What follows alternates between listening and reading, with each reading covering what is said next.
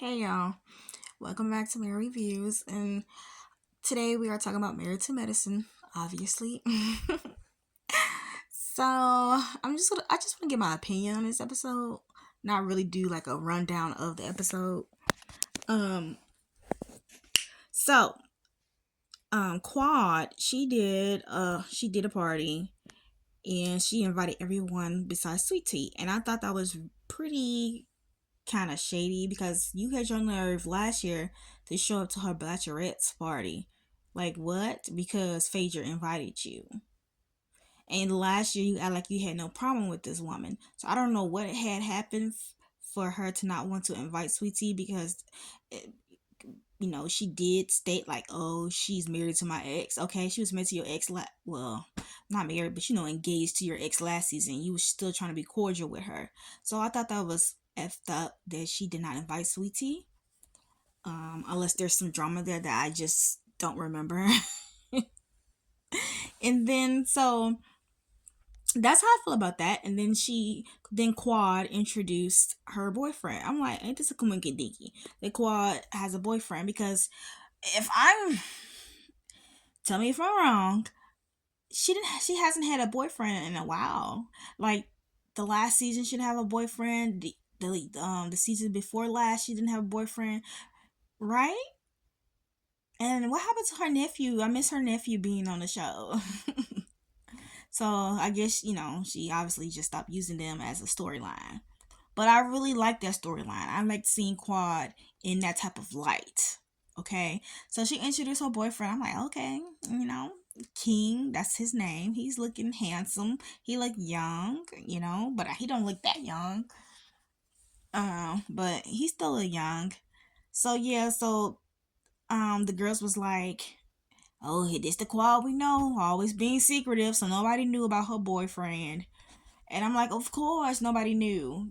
Quad is another Tasiki. If you know who Tasiki is, she's a snake. She's one of them people, oh, I'm just using you basically to get what I want. She does not want a genuine relationship with any of you women, okay?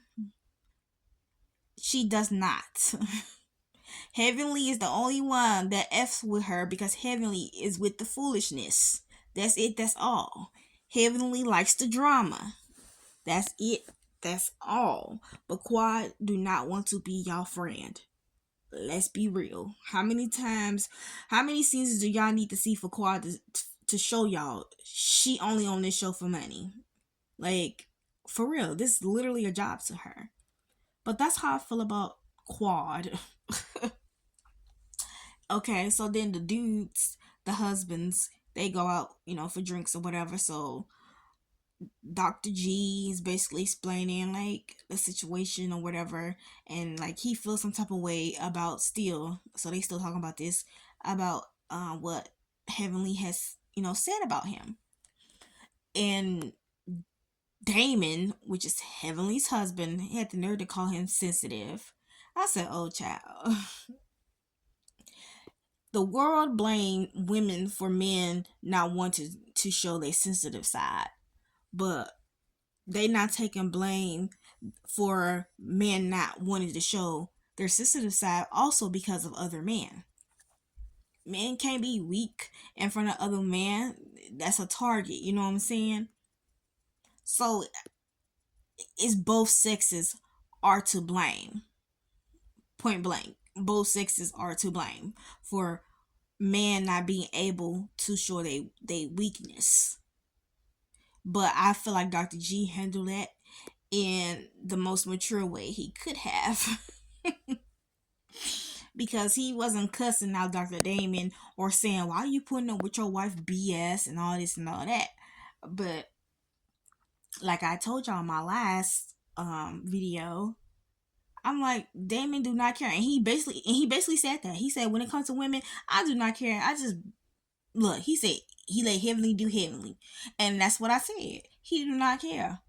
And what he really mad about is that Dr. G did not stick up for him and say, okay, he's not a cheater. But once again, I can say you a good man all I want to be. But do I know, have you cheated ever on your wife? No, I do not. Because once again, people do not tell everybody everything the same way the man ain't telling his wife he's cheating, you know?